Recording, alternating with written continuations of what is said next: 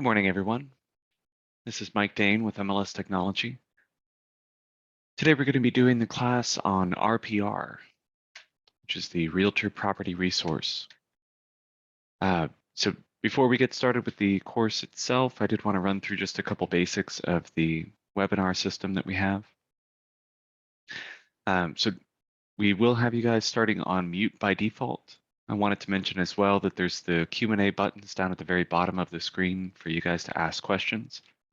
We will provide an alternative. I'll mention this in a moment here about the way to ask a question with your voice if you would like to ask a question with your voice.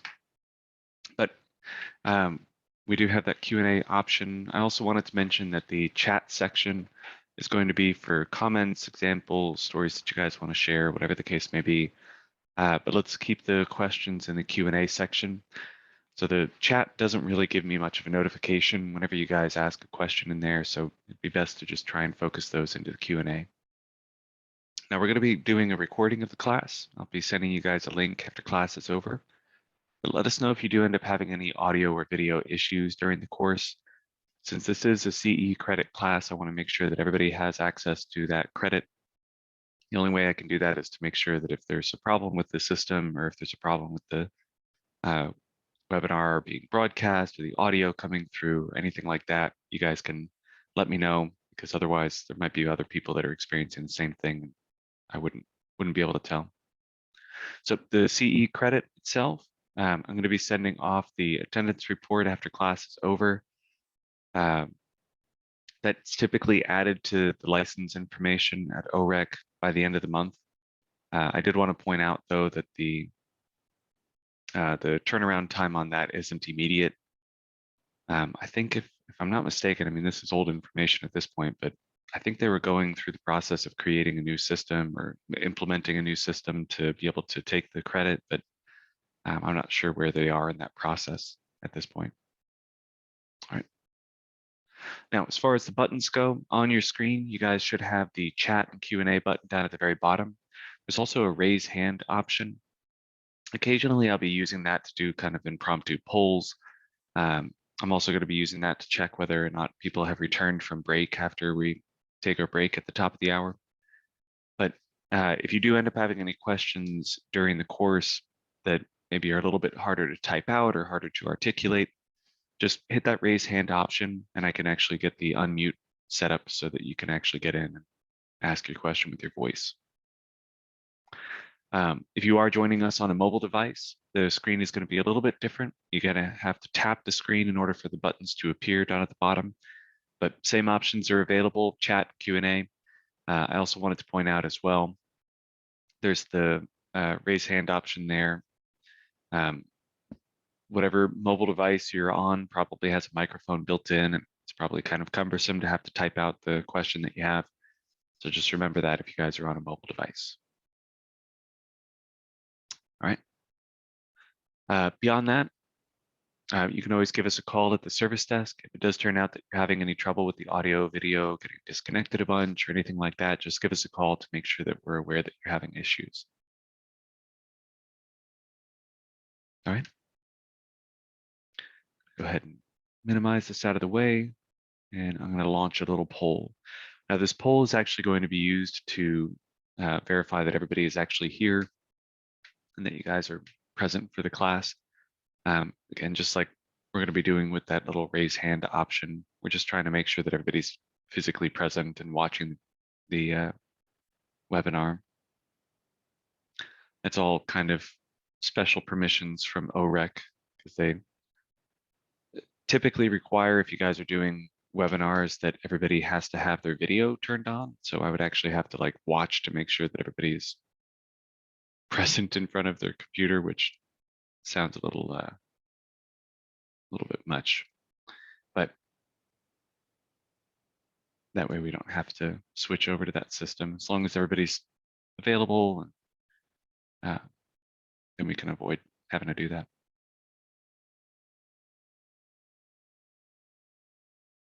I'm seeing there's one more person that needs to respond to the poll, and then we'll go ahead and get started with the course. There we go. Excellent. All right. So it looks like we actually have a decent amount of people, the majority of the class at this point, that are not new to real estate, or that, excuse me, that are relatively new or new to real estate.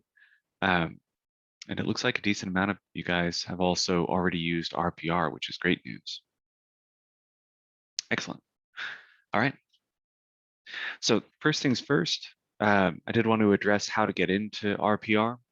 When you guys are first arriving on the MLS portal, which is where you have access to Matrix, Realist, Transaction Desk, all of which we have classes about, or in Matrix's case, multiple classes about. But we do have a link here for RPR. Now, RPR is the Realtor Property Resource. It's going to require a little bit of registration when you first get signed in. So you may need to have either your last name and email address that you have registered with NAR, or your last name and your NRDS ID or your NERDS ID. Registration is very simple. There's not too many steps involved. And once you guys get signed in, you should be presented with this home page. Now, the Realtor Property Resource is meant to be effectively a lightning rod for any questions that a client might have or that you might have for any particular property. Now, when I say any particular property, I mean that literally. This actually covers the entire United States. So this isn't something that's going to be limited just to our MLS or just to Oklahoma. This is actually going to contain property data from the entire country. In fact, actually, we had a friend that moved to Oregon recently, and they were talking about this place in Oregon. I pulled up some information about that just to look up more information about where they are and what their situation is going to be. It's really interesting. So you guys can use this for anywhere in the country.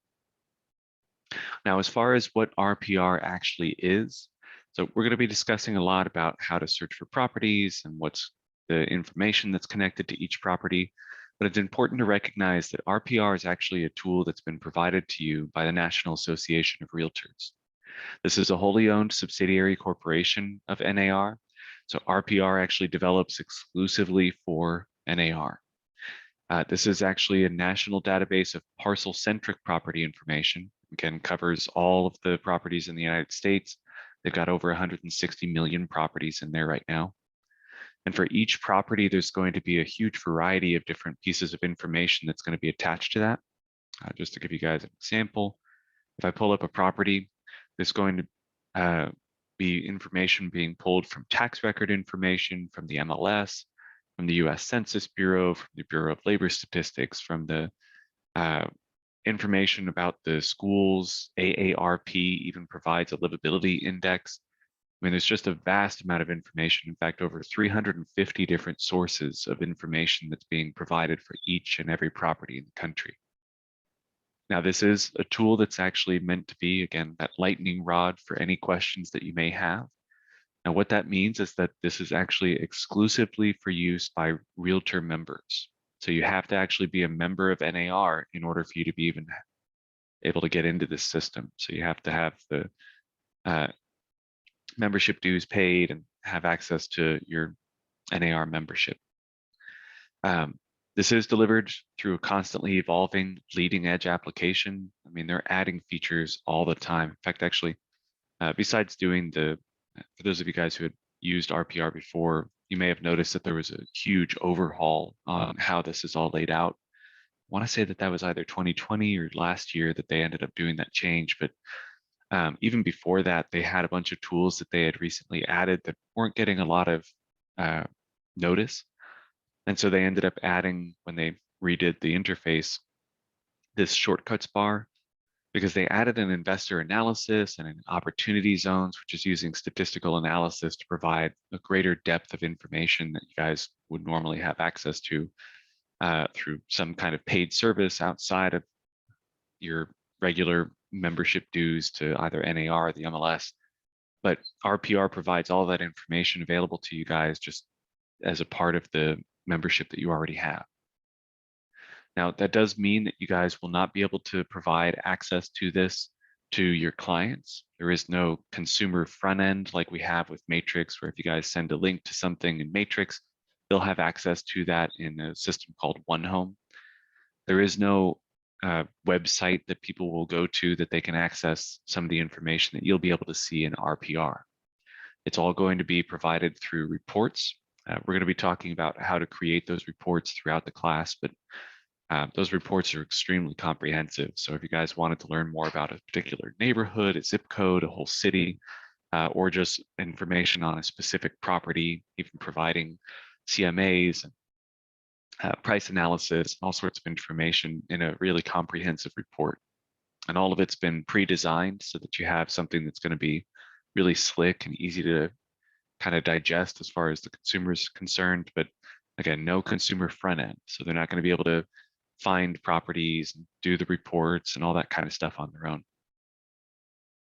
Now, I wanted to point out, because this was a concern for a long time immediately after RPR had come out, but this has been around for, I think, 12 years this year. But initially, there was a lot of people that were concerned that because there was going to be all of this property information and because it was going to allow for listing data to be entered, that RPR was eventually going to become the groundwork for some kind of national MLS. RPR is not meant to be an MLS. They're not designed to be that. And it also is not going to do any kind of listing syndication or redistribution. So this is an endpoint for the listing data that's being provided. They're just going to be able to receive the information on RPR, and then you guys can produce the reports and send those out. All right. Excellent. So before we get started with how we're going to be doing research on property details, using RPR to kind of determine some pricing for a property, I wanted to address the profile information. That's actually going to be found up at the top right of your screen. So once you guys have gotten registered and signed in for the first time, up at the top right, you should have a little profile image. In this case, I've already uploaded an image of myself, but there's going to be a link to the right little arrow down. Just click on the word profile. So before we start getting into creating reports and finding properties, we want to make sure that all of our contact information is up to date and ready for use so that when we start sending things off, it's already got our information available. For those of you guys who have been through our matrix class, we follow pretty much the exact same path where we're going to be running through the settings, getting our information up to date. RPR makes it even easier. Again, you just click on the profile and it'll bring you here where you can add a photo of yourself. Just as a reminder, always make sure that you're using the same headshot no matter which website you're posting this to. In regards to branding, this is actually something I studied in college, but branding is actually an incredibly important thing. Making sure that people see the same name appear everywhere. Like I go by Mike. I don't have Michael on anything, just to make sure that they always remember that I prefer to go by Mike. Same thing goes for your headshot. You want to make sure that the same headshot's going to appear on your Facebook as it does on your professional website, as it does on realtor.com, as it does on profiles, anywhere that you're going to be doing business. Because the more they see your face, the more likely they are to remember you, the more likely they are to remember you, the more likely they are to do business with you. So always make sure that there's a lot of consistency to where your branding is being placed. Make sure that you guys have your company logo uploaded. It should have some of that information automatically. In fact, actually, some of you may notice when you get into RPR that you don't have the MLS Tech logo up here at the top. You may end up having your company's business logo up there. It's typically for larger offices, and if you are a part of a office that does not have that information already put up there, you can always get in contact with RPR. There's a little help area here that you guys can start that process. That's something that the broker would typically have to request. Contact information, again, make sure that you guys have all of your information loaded in here. The good news is that our MLS provides a lot of this information over to RPR, so you guys shouldn't have to worry too much about a bunch of stuff being wrong or maybe out of date or just misspelled or anything like that. Make sure that you have the correct phone number. If you guys have a fax and pager, you guys can continue doing business in 1999 if you'd like, but they do provide space to add those on there. For those of us who are a little bit more modern, make sure you got your email, your website. Now there's a section down here for MLS or CIE info. You guys might be very familiar with the MLS side of things. CIE is effectively the commercial variant of what an MLS provides. It's a commercial information exchange.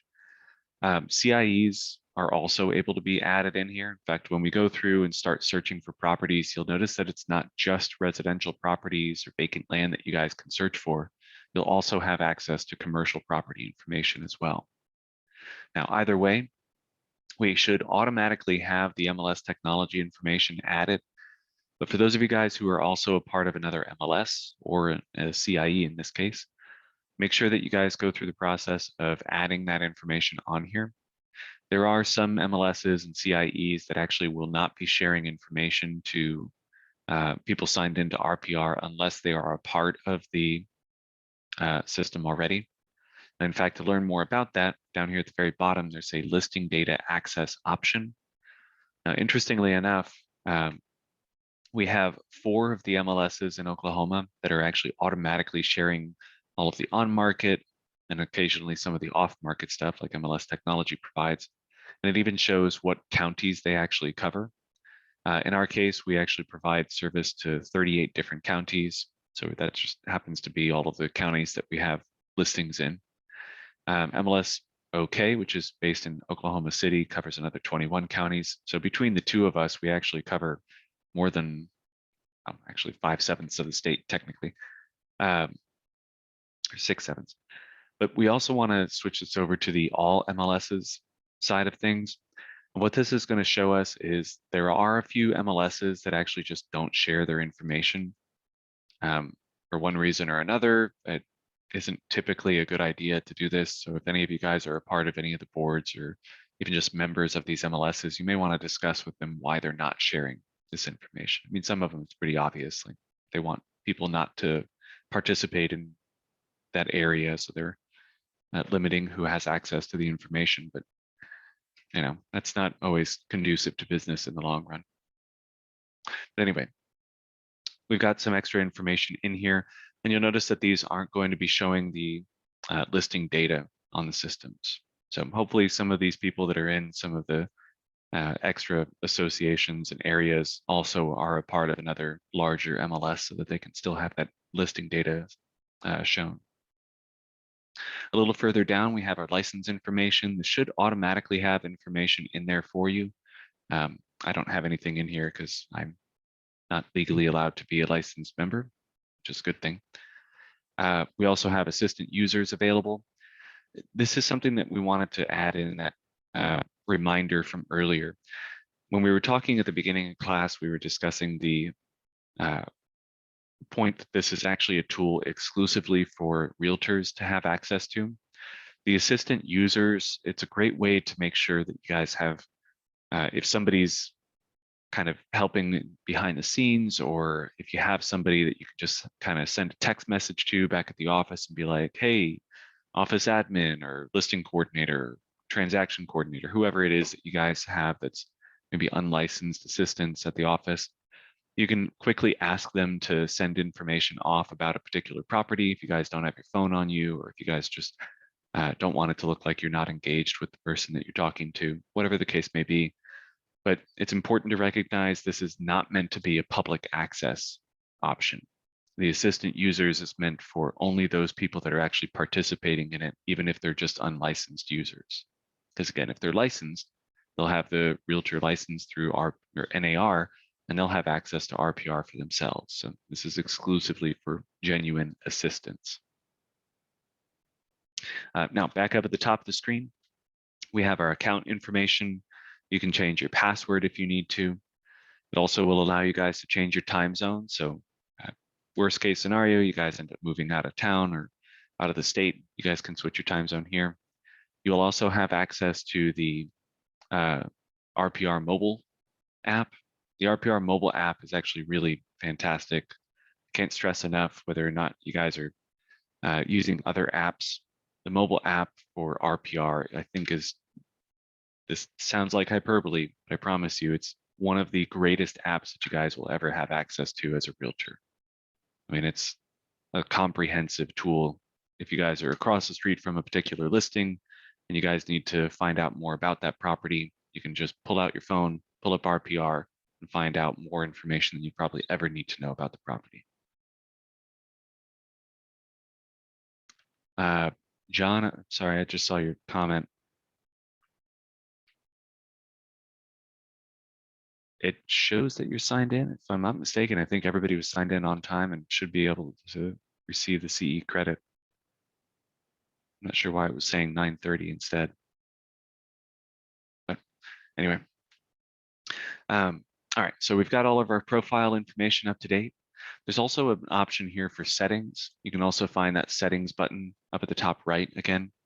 So when you go into settings, make sure that you save any of the changes that you've made.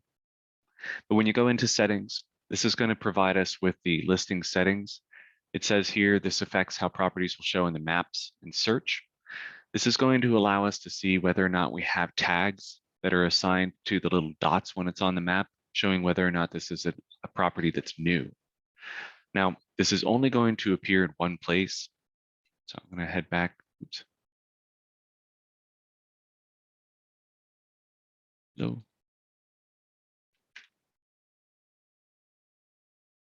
Oh, there it goes. That was weird.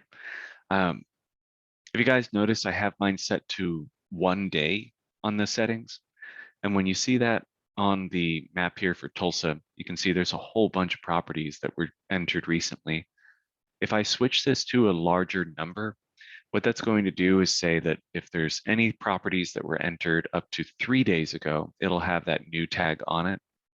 And as you guys are probably painfully aware, the market's been pretty wild recently. So there's a very real possibility that if I switch this to, let's say, something that still sounds relatively reasonable, like, let's check the last week. Last week of properties, those are what, relatively new.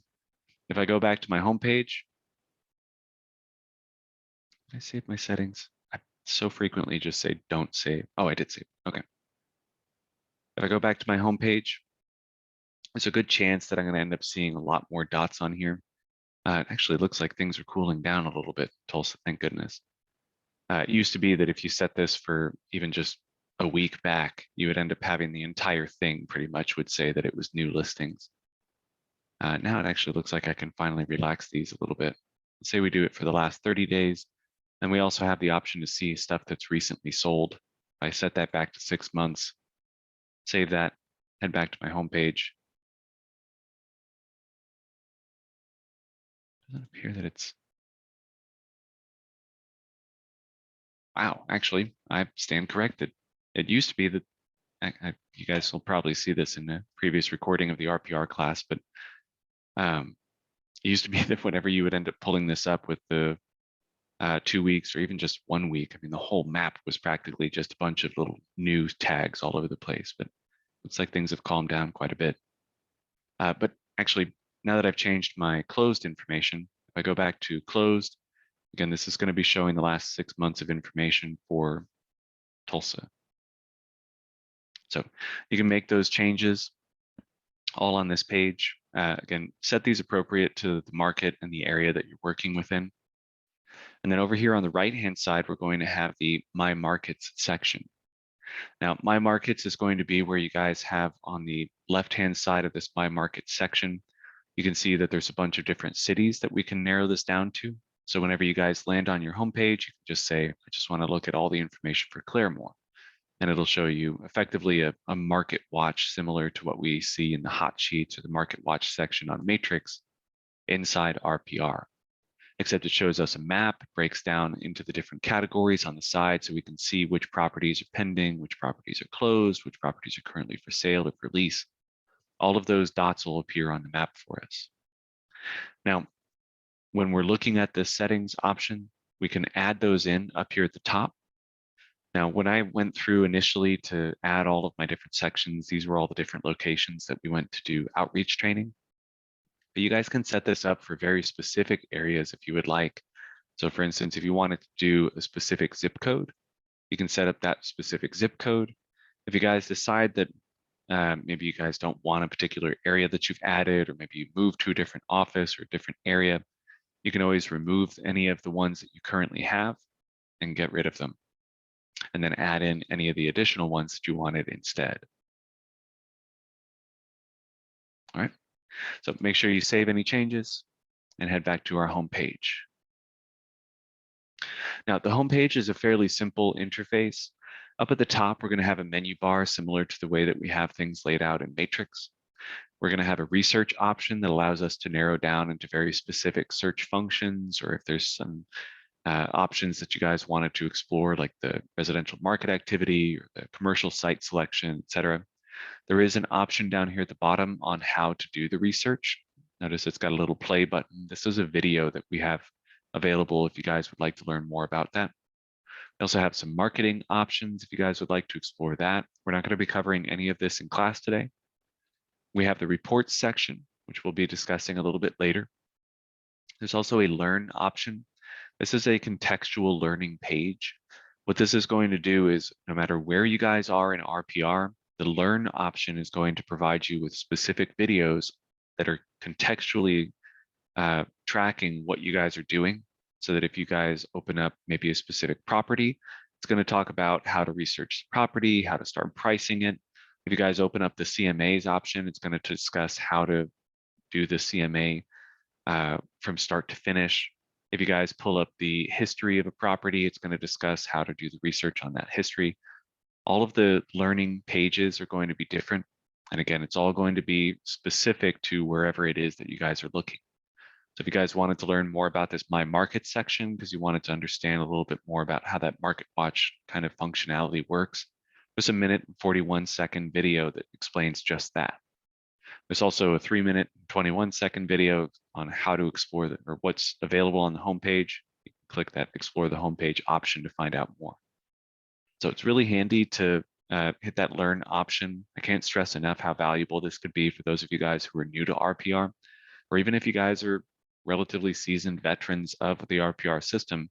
This could be very beneficial in case you guys are in a new area or exploring stuff after class today. Just use that Learn option. And then finally, there's a help option. This is where you guys have access to the phone number for RPR.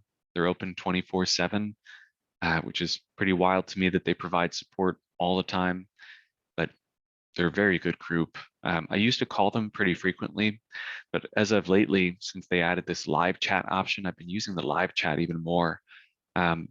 This is way better for me. If I can just type out a question, especially if I've had a member ask me a question, I can kind of just copy paste it, do a little bit of light editing, and then ask the question myself. But RPR is fantastic about support. I can't stress enough how useful that can be in case you guys aren't getting what you need from the Learn section. There is also a training area.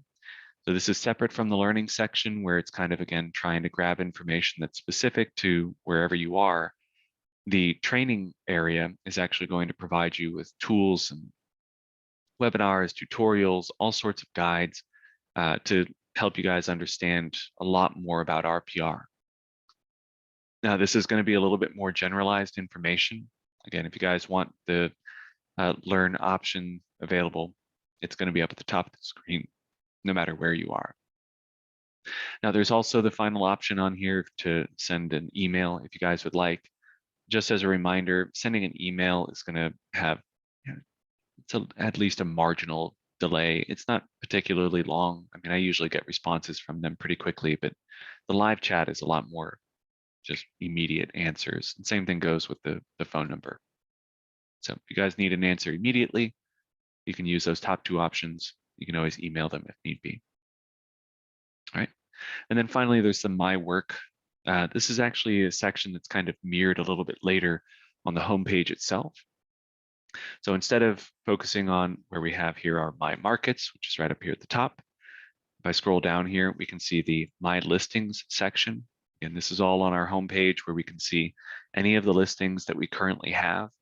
Again, I'm not a licensed realtor and I don't have any even fake listings that'll be syndicated out. So I actually have this empty for now, but this should show any of your active listings.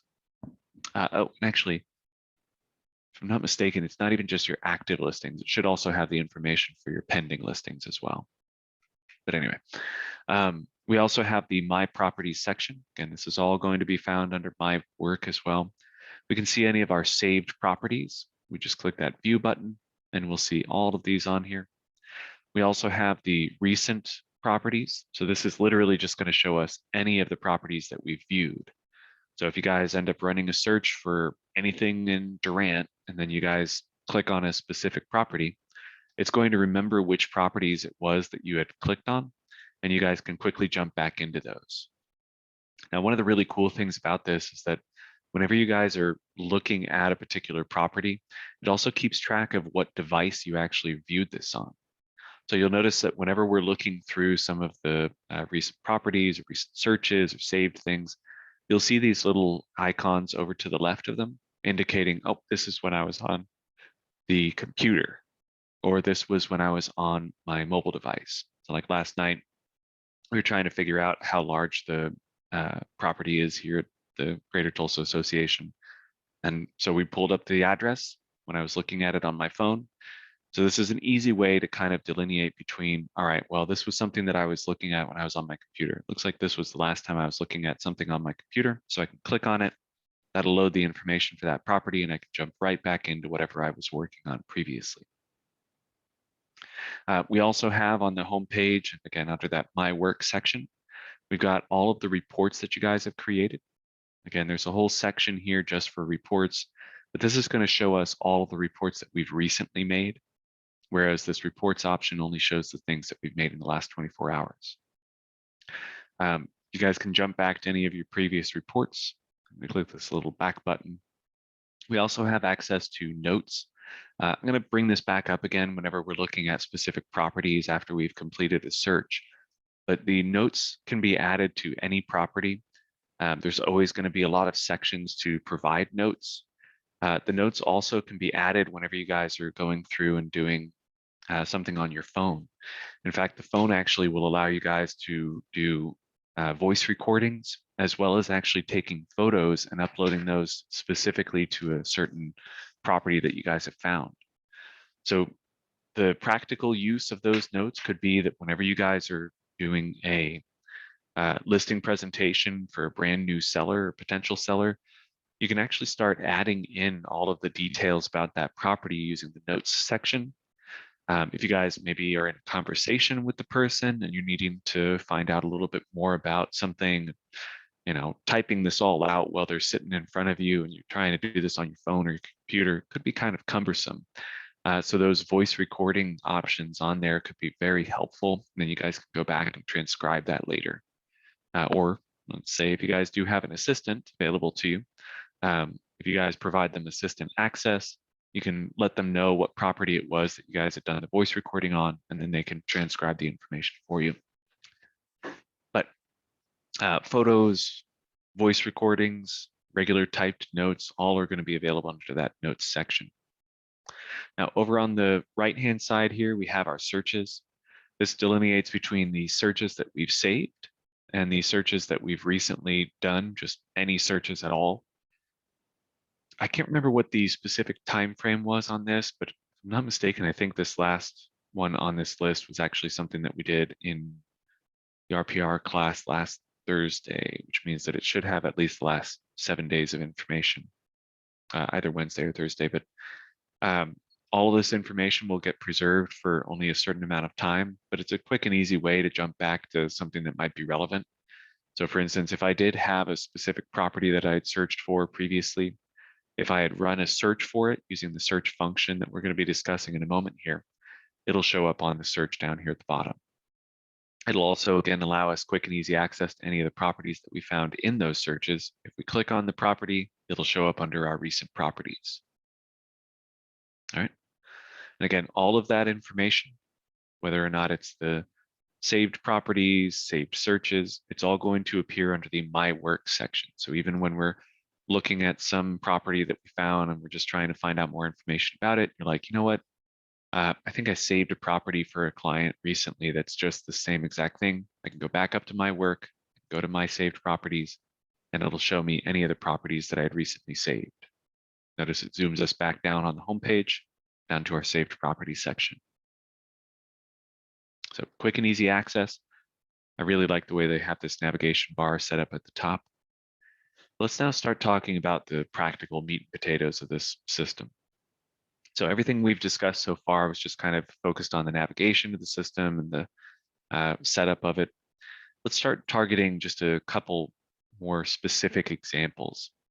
Now, the latter half of class, we're going to be discussing how to work with a seller But before we get there, let's talk about working with a buyer. So we're just trying to find properties that are currently on the market. Up at the very top of the screen, this is on our homepage where you guys can hit that research button and then hit property search. Either way, you're going to be presented with the option to switch between either residential properties or commercial properties. So whether you guys are working in one or the other, it won't matter. You'll notice that the only thing that really changes over here are what specifications it's actually looking for. So notice we've got building or lot, whereas if we're looking for residential, it's got beds or baths. Now, when we're searching for a location, we can do it in a variety of different ways. We either have the option to search by a specific zip code, we can search by a city name. There is also technically the possibility of doing a Montauk County. There we go. You can run entire county searches if need be. But whether you guys are typing in a specific address, zip code, city, county, whatever the case may be, you can always narrow it down up at the top here. It's important to note that whenever you guys add something in here, so like if I add in an address, for instance, there we go, it'll provide you a few options down here at the bottom. As soon as you click on one of these options, it's just going to immediately assume that that's where you want it to go and jump right into that property or that city, whatever the case may be. Now, if you wanted to add some more nuance to it, so for instance, let's say I wanted to do a search for, what's a city we can search for? Usually I do Eufaula or Tahlequah. Actually, here, let's make this a little bit more interactive since I'm just talking at you guys. In the chat section, if you guys have any property addresses, so like specific properties you wanted for me to pull up during our little expedition here, or if you guys have any areas or zip codes, cities, zip code numbers, whatever the case may be, post those into the chat. It'll kind of be a first come, first serve basis. I'll just grab whatever you guys post in the chat as an example whenever it becomes relevant.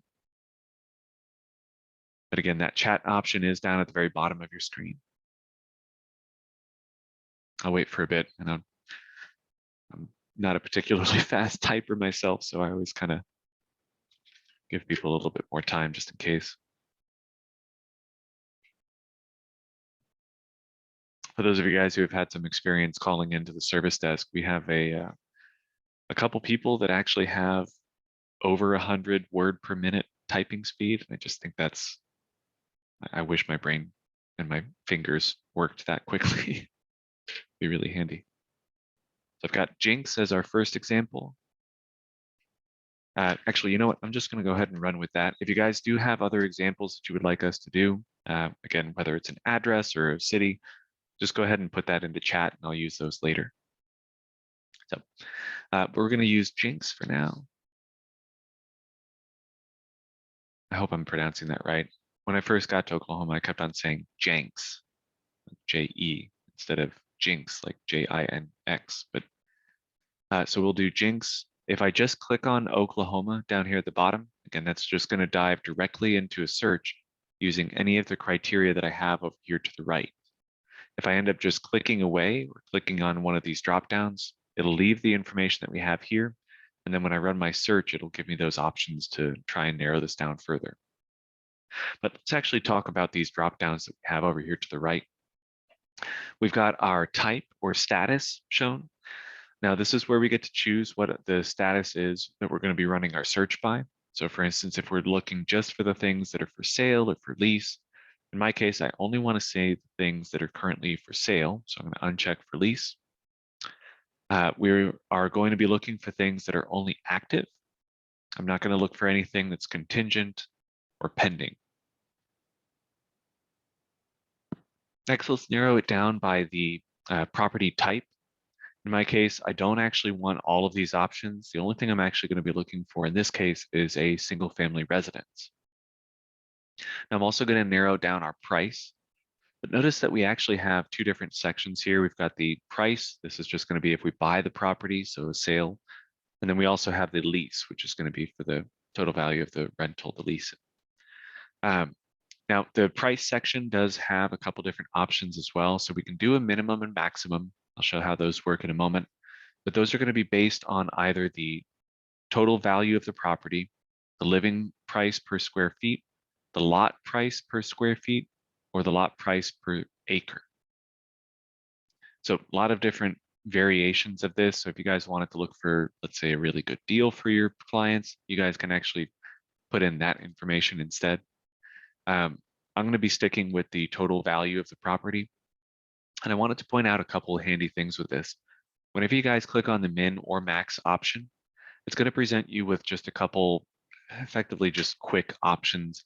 You guys wanted to just put in 100 to 200,000, boom, done, easy peasy. If you guys had a little bit more nuanced search that you guys wanted to run, so for instance, maybe they had a specific budget in mind, like they had maybe 150 to 250.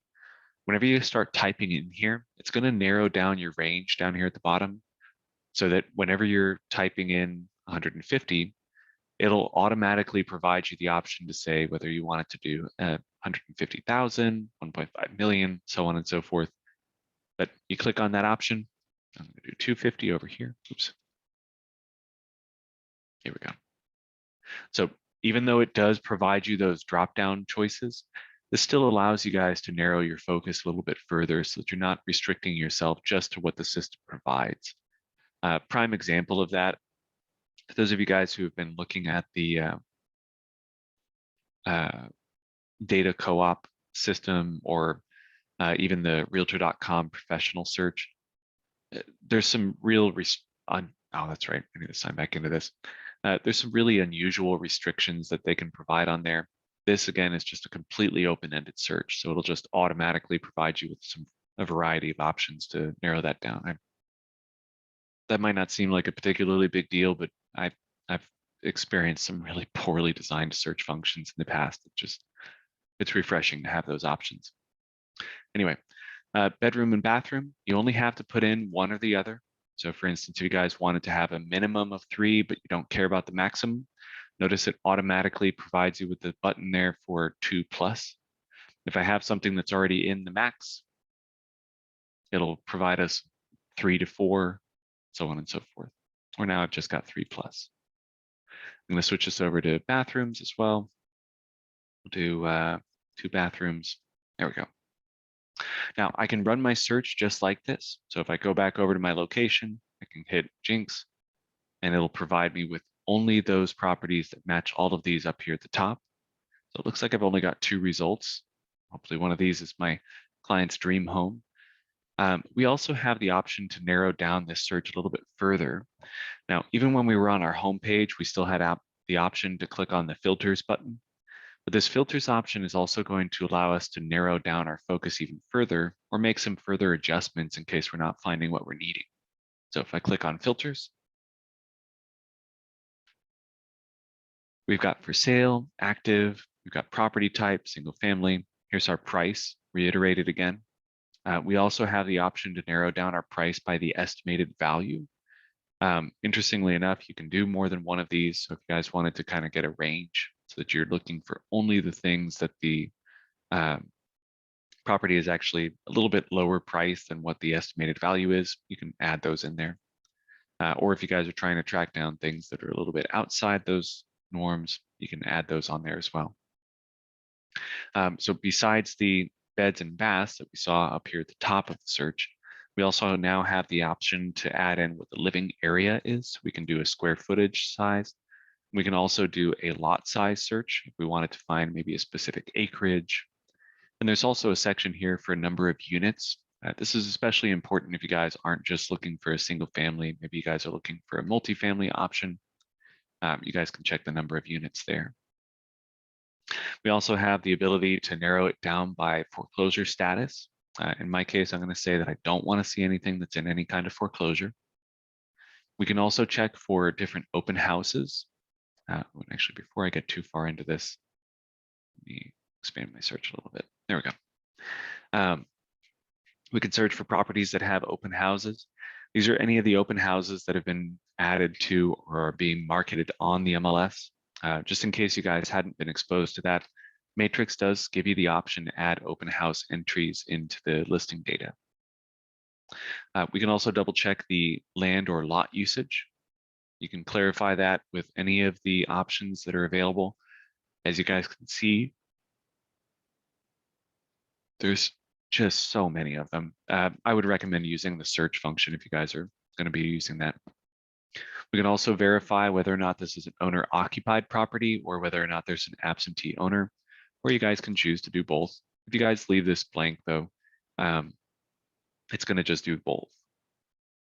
The owner name can also be searched. So let's say you guys don't have the address, maybe it's vacant land that you guys are searching for. You can check for the owner name. There's also a year built option, or even how long the particular property has been owned. And then finally, there's the keyword search. Now, in case you guys have noticed, some of this stuff is more focused on things that are just really expansive, meaning things that every single property in the entire country should have on there. But if you guys have maybe an extra field that's built into your MLS, like in our case, we keep track of how many garages there are, or if it's on a cul-de-sac, or if it's beachfront, lakefront property, whatever the case may be, you guys can actually just click on one of these options. It's going to search for any of the property's attributes. Now, if somebody actually went through and provided all of the information about this property whenever they added the details into the MLS, or if it's some details that had actually been added through the tax record information, you guys can find that information using this keyword search. Now, you don't have to limit yourself to the most popular keywords. So notice we just clicked on a button and it added it up to the top. If I wanted to search for maybe some reference that was being made in the public remarks, you can also search for that just using the keyword search. So for instance, here we go. I'm going to do mature trees. This is always kind of a requirement of mine. I like having a tree nearby. So if I end up needing to search for that, hopefully there's a mention of this in the public remarks. If there isn't though, or if it's not mentioned in anything else on there, the listing data or the tax records, we won't be able to track that particular kind of property down. So just keep that in mind. All right. Now, once we're done with kind of clarifying our search a little bit further, I can do update and search. Now, if I'm going to be keeping the same details, even if I expanded my search a little bit more, let's do 200 to, oh, wow. You're just adding that. Let's do 200, 300. Oh, no. 400. Goodness.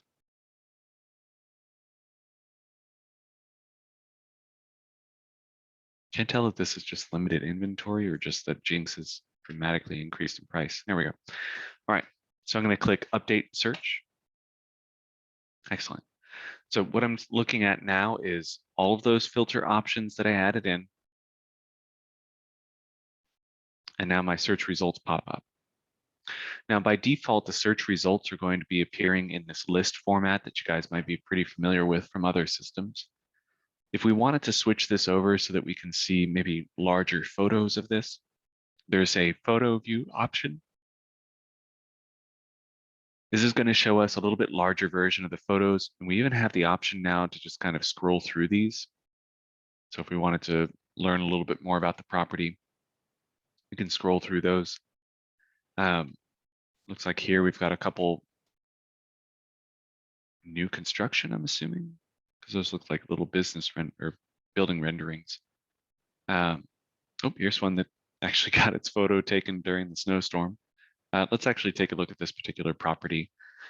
So whenever we wanted to do some research on the property, there's two different ways to get into it.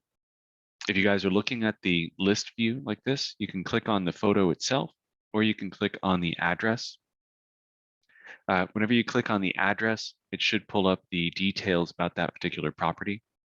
The same thing will happen. I'm going to click back onto my search results here. If we go into the grid view, the photo grid view, if we click on the photo in the center, it'll pull up the information. But it's important to recognize that we still have the buttons to be able to move between the photos on the side. So make sure you're clicking relatively in the center.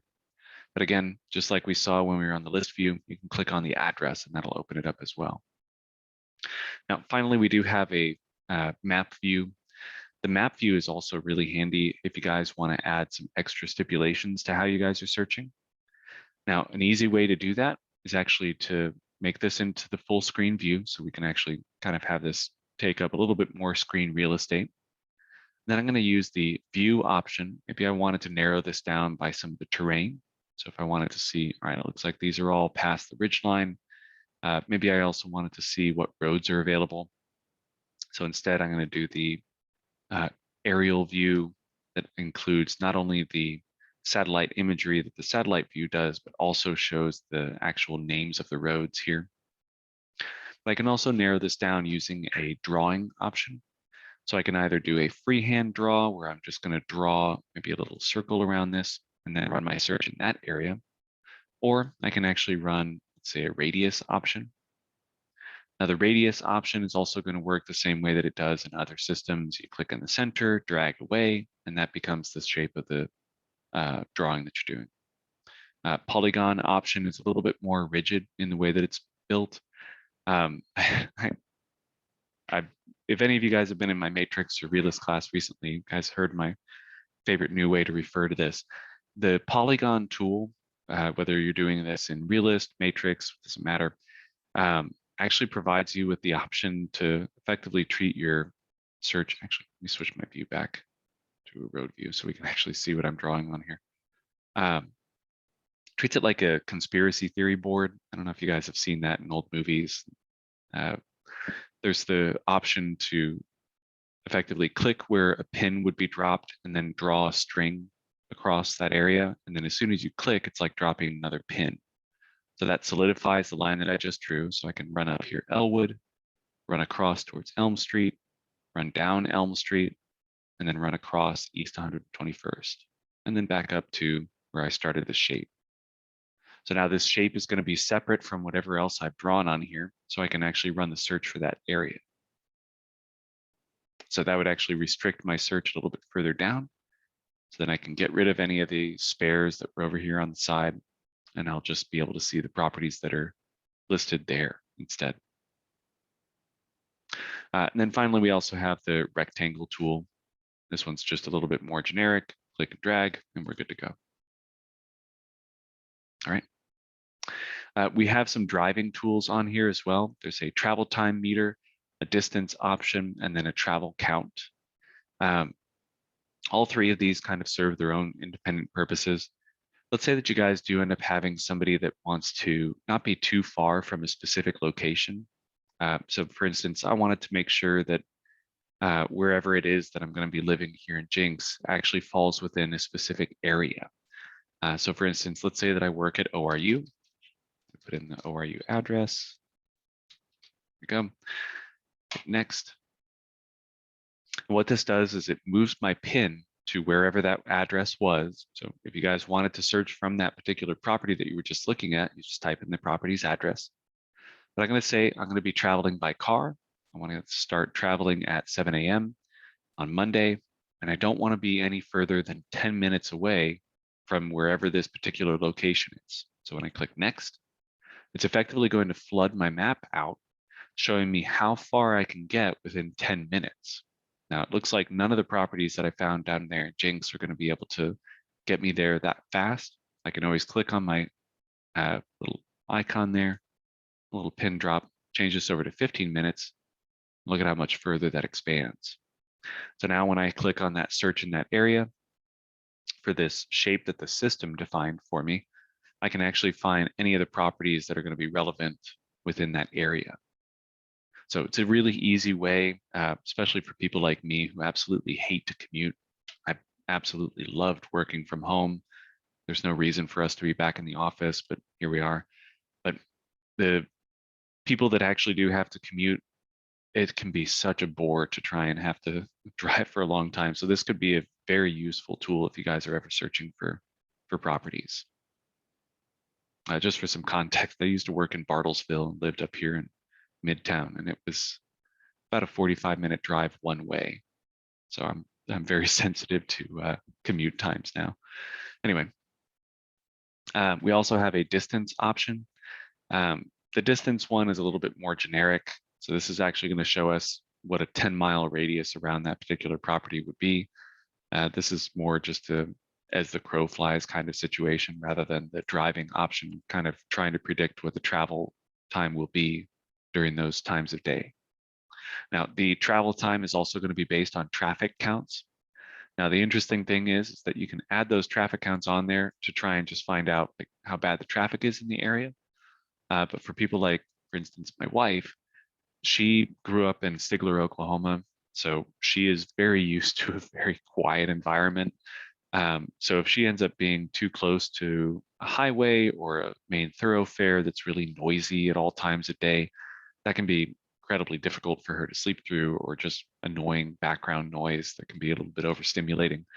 So if you guys end up in a situation where you have a client that's maybe mentioned that they're a little bit sensitive to noise, or don't want to be around traffic too much, or they have like I know somebody who has asthma, so they can't be near thoroughfares because the exhaust is kind of suffocating to them. Any of those things. I mean, there's a huge variety of reasons why you might need these tools, but they're all going to be found on that map option. I can't stress enough how valuable those could be. Again, if you guys are going to be using this RPR system as kind of turning you into that lightning rod for any questions that your clients may have, this could be very important information for them. And it could also kind of bolster their trust in you, because you're able to provide them a greater depth of information than they were able to provide to themselves just by doing Google searches or using, Zillow to try and find things. So very useful tools. Let me turn that off. I made the juvenile mistake of actually clicking on the travel times or the traffic counts when I was way too far away.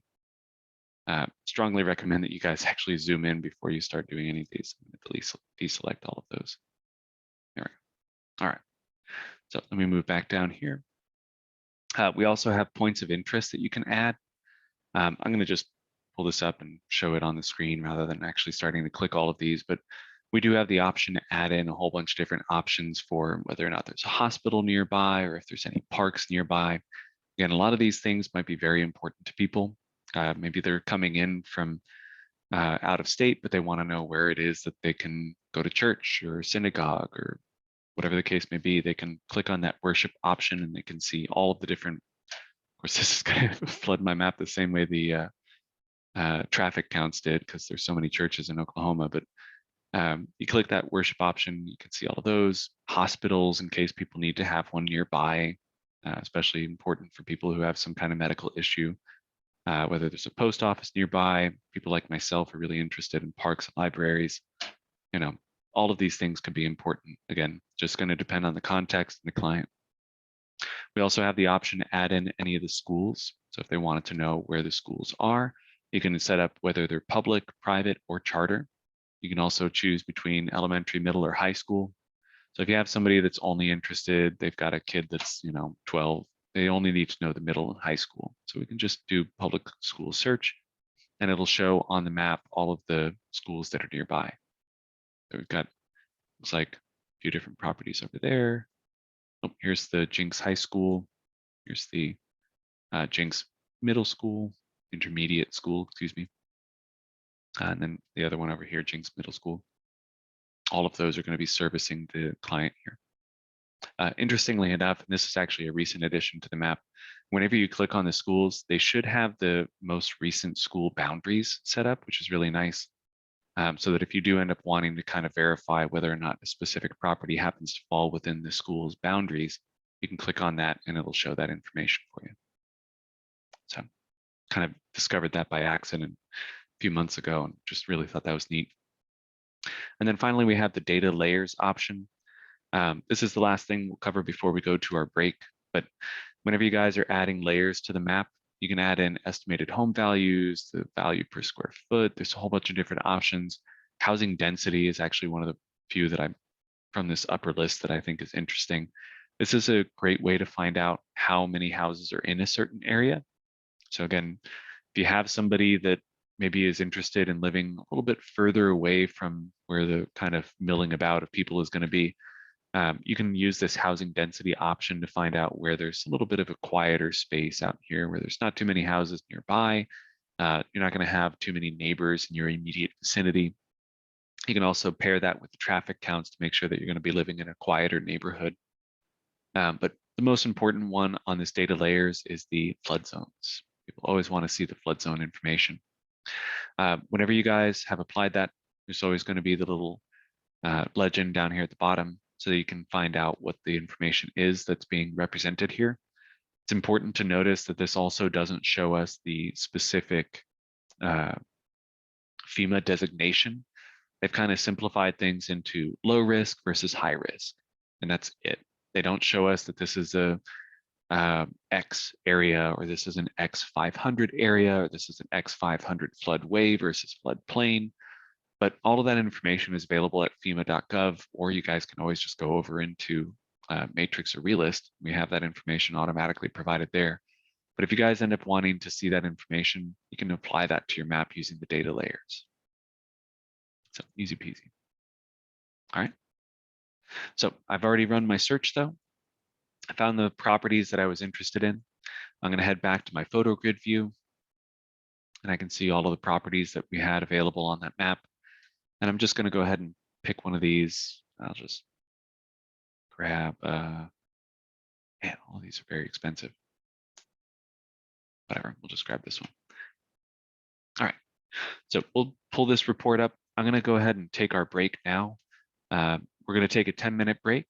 As soon as we get back from the break, though, I'm going to require you guys to hit that raise hand option just to let me know that you guys are still physically available, paying attention.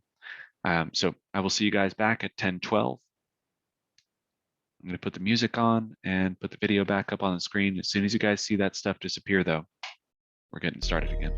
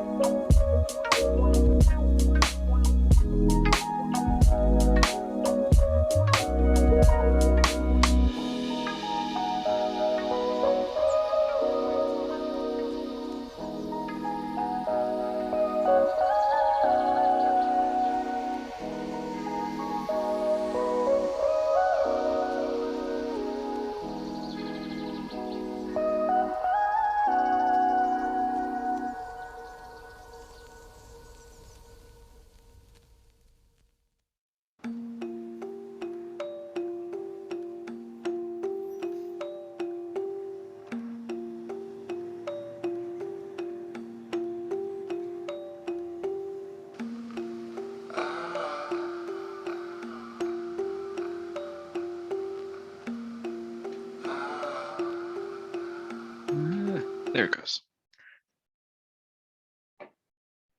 Trying to get myself unmuted and the music turned off. Anyway, all right, let's get back to it. If you guys wouldn't mind, hit that raise hand button down at the bottom of your screen. Just want to make sure that everybody's still back from break. If I don't see your hand raised, I'm not going to be able to give you CE credit, so just make sure you get that up. Once you hit the button to hit the raise hand, just leave it active. I'll lower it on my side so that I see everybody that's raised their hand. Cynthia and Deidre. You guys wouldn't mind. Thank you, Deidre. And Cynthia, if I could get you to raise your hand real quick. Just need to make sure that everybody's back. Wait another couple seconds here. Again, Cynthia, if you can hear me, I need to see your raise hand option hit. Just don't want to deny people credit. Okay. Oh, that's unfortunate. All right, well, let's get started again. So where we left off, we were at the end of a search. So let's actually take a look up here at the top of the screen. Whenever we landed on the RPR homepage, we landed on this homepage and there was a search function up at the top. There's also this research option. You'll notice that this is actually highlighted at the moment. This is indicating to us that our breadcrumb trail here is actually along the path of doing some research. Now we see at the far right of this breadcrumb trail, we've got the property that I clicked into. If I jump back one step, this brings me to my search results, showing me all of the properties that I'd found, in this case, bringing me back to the photo view that I was looking at. If I click on the property search option, this is going to bring me back to some of the basic information here, a map search, how we actually wanted to run this, and actually adding in the place that we're going to be doing our search within. And then once we have our search results, again, we can either click on one of the properties that we are interested in. So if I find one that I'm trying to track down, or if there's another one that I'm interested in, I can click on it from the map, the photo grid, or the list. If you click on it from the map, there's the view full details option, which pulls up that full view that shows us all the information about the property, pretty much that you could ever need to know. Now it starts us off with the summary tab over here on the left. This shows us the address for the property. We can see either a photo, street, overhead, or historical photos for this property. We can scroll through all of those photos. In this case, a lot of duplicate photos. We can expand this out to be a full screen view as well. If you switch over to the street view, this way we can see what the property actually looked like from in front of the property. So in case you guys do end up in a situation where somebody has committed some kind of violation by putting in a photo of not the front of the property or an aerial photo of some kind, you can always use that street view. You can also switch it to an overhead view as well. And then if worst case scenario, you guys are needing to see maybe where the property lines are, or that you just can't make sense of anything that's up here, there's no photos uploaded, it doesn't have a street view because it's out in the middle of nowhere, you guys can always click back over here onto the map. And it provides us all the same buttons over here on the side, but we can also switch this over to a satellite view or an aerial view so we can see where it is or what it kind of looks like in the vicinity. All right, so we've already talked a little bit about the map, so we can skip over this section. A little further down on the right, we have the listing information section. This is where we have the name of whoever it is that had listed this particular active property. Again, we're still viewing this from the perspective of trying to help a buyer out. We actually are going to be having a meeting with RPR. They stay in touch with us pretty consistently to make sure that there's not something that we need done. But there's also going to be a section being added down here that's going to include the additional information. So keep an eye on that. There's going to be the compensation values added in there, a bunch of other details that come directly from the MLS. Again, not publicly accessible information. You guys aren't going to have to worry about any of the details being distributed out to the public from here. The property summary section. This is going to show us all of the details about the property, either from the listing perspective or from some of the details that are being provided by RPR. That includes a listing excuse me, not a listing, a pricing estimate. Now, this pricing estimate is actually going to be a kind of similar acronym to what you guys might have experienced in the past. By show of hands, how many of you guys are already familiar with the acronym AVM, or the Automated Valuation Model? So just one of you guys so far, that's okay. I remember a few of you guys are new to the real estate system. So AVM is actually what's used to effectively automatically assign a value to a particular property. It's the, again, automated valuation model. Now, the AVM is just a general term. There is no exact standard for how an AVM functions, but under normal circumstances, an AVM is only going to be able to access information that's public knowledge. So this means that they're going to be pulling from tax records, county assessors' offices, information like that. But there is actually a variant of that that's going to provide you a lot more information. And no, it's not the Zestimate. That's not a particularly reliable AVM, but it is in fact an AVM. There's a better variant that we have access to through RPR called an RVM. Now, the reason why it's called an RVM is because this is the realtor's valuation model. Now, it's different from an AVM because what it's providing us is, instead of just being something that's based on exclusively public information, this is also going to be grabbing data from the MLS. This means that the accuracy of these pricing valuations is actually going to be significantly more accurate. Now, in this case, thankfully, since we used Kimberly's suggestion of Jinx, we're in an area that has a lot of MLS data. You may notice that whenever you're pulling up properties that are a little bit outside of heavily populated areas, or maybe just out in the boonies, you got some rural properties, they may end up not having an RVM. They may end up having to rely exclusively on an AVM. And then there may be even some properties that are further away or in areas where there's just not a lot of market activity at all that won't have either. So effectively, there's a hierarchy to this. There's going to be an RVM whenever there's a lot of information available.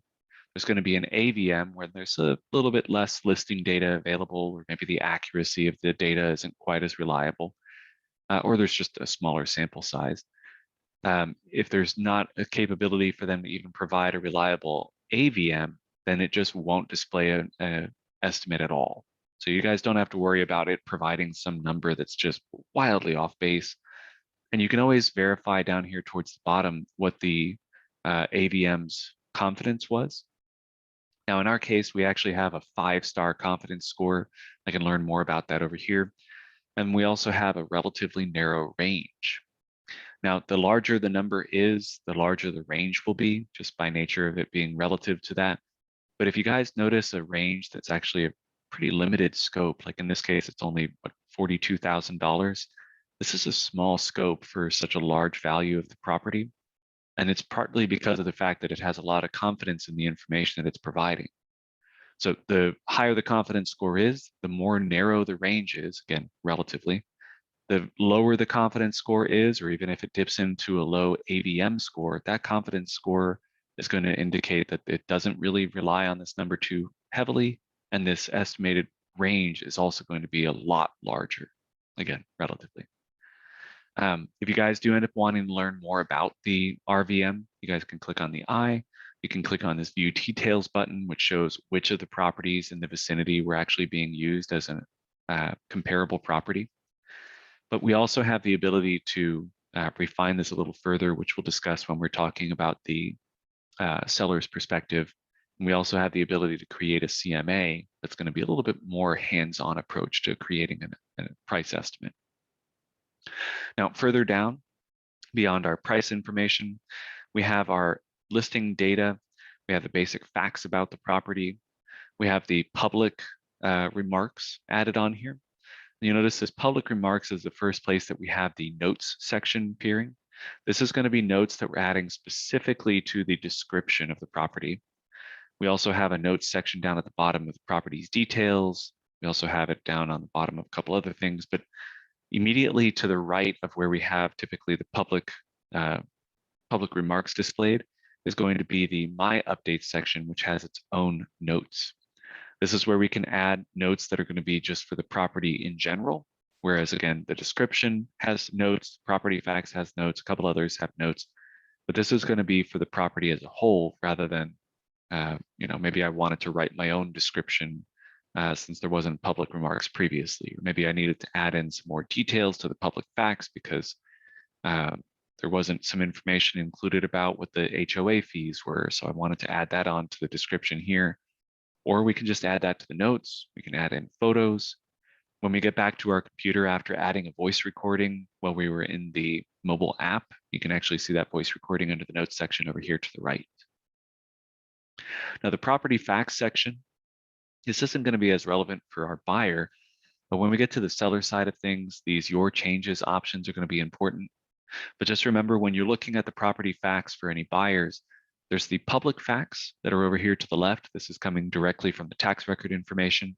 We also have the listing facts. This is going to be the data that the listing agent, again, Billy Joe Watts over here, had provided in the listing information whenever it was added into the MLS.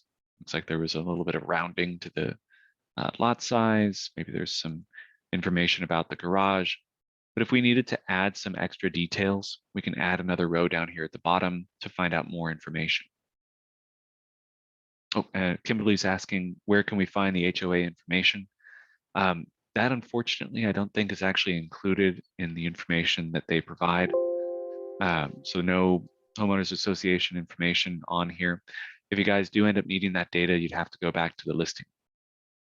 Interestingly enough, the listing details are actually provided up here at the top. So if you guys just wanted to grab this MLS number and jump back into Matrix, and coincidentally, if you guys are in Matrix already and you guys wanted to find out more information about this particular property from the perspective of RPR, there's a button right here to switch back over to that, which makes it really easy to kind of go back and forth between them. But I might need to ask about that, because honestly, I haven't really thought about the HOA information in a while. But that's a good point to bring up. They're pretty responsive to our feedback. And in fact, actually, now that we're adding in that additional information section that's going to appear under the listing agent side of things, that might be something that we can include in there. But for the most part, the details that they're actually showing on the property facts section here, this is actually going to be focused on kind of general information that's available throughout every property in the entire country. So you might notice that some of these things are a lot more generalized than what our MLS specifically actually allows you guys to enter into listing data. But a little further down, we have the school information. Another section here that we need to delineate between listing data and the proximity search. This is actually showing us the proximity information rather than showing us which specific schools that child might be going to. We have a price change history. This is going to show literally just the listing information's price changes. This isn't going to show us, all of the previous listings. We have an AARP livability index. If you guys want to learn more about this, you guys can click on this about this data. This seems kind of par for the course whenever we're looking at stuff in Oklahoma, but there's a lot of different factors in here. In case you guys feel that this might not be particularly accurate, you guys can always go to about this data. You can also choose whether or not to include this on any reports that you're sending off to your buyer, seller, client, whoever it is. A little further down on here, we've got interior features, exterior features, other details, location details, the legal description, so on and so forth. So we're going to skip over some of that stuff. There's really not too much to describe there. Over on the right-hand side of the screen, again, where we started off at the top, we had the listing agent information, have some additional details, some notes that we can add, some of the previous listing data. There's even a link here to go directly into Matrix if you guys need to do that. We also have the, where did they move this to? Oh, down here at the bottom. How this zip compares. This will show us a comparison between this particular property, as well as seeing this zip code, this county, and this state. This is mildly confusing since well, I guess we're in Jinx, not Tulsa, but whenever I pull up a Tulsa property, it's same name as the county, that can be confusing, but this is supposed to be the zip code and then the county, then the state. If I pulled up Tulsa, it would say Tulsa, Tulsa, Oklahoma. All right, back up to the top, we've got our history section. Now the history is going to be fairly utilitarian. There's really not going to be a lot of point to explore this unless you guys are looking for some specific information.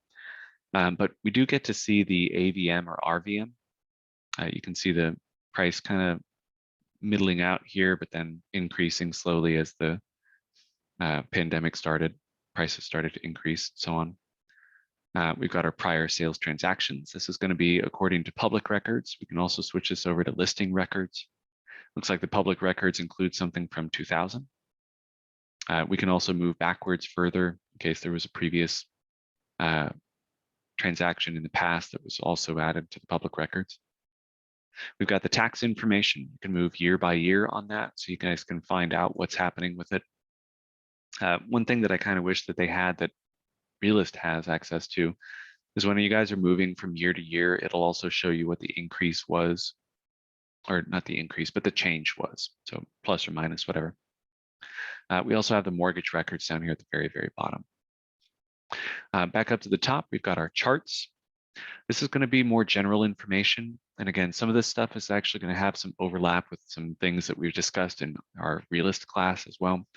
But in case you guys are curious, you guys can go to this charts section and see what the values are for the properties. We can see the information about jinx. We can see the median home value, so on and so forth. This might be good information if you guys have a buyer that's an investor. So they're wanting to see that there's going to be at least some probable gains to the value of this property as time goes on, things like that. Now, the refined value in CMA, we're actually going to skip until we're talking about this from the seller's perspective.